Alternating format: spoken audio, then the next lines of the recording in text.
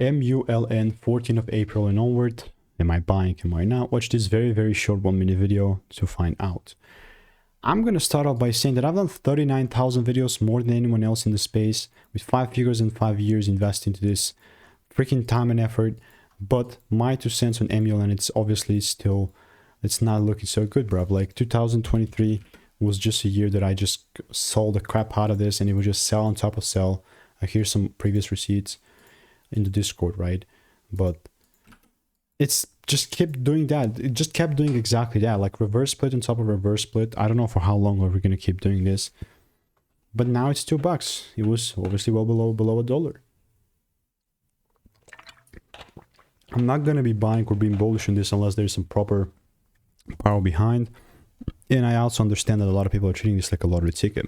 Me, staying chill, bearish market, not bullish, and I'll keep you updated. But if you want to make more money trading in a simple way, click the first link in the description. It's a free newsletter.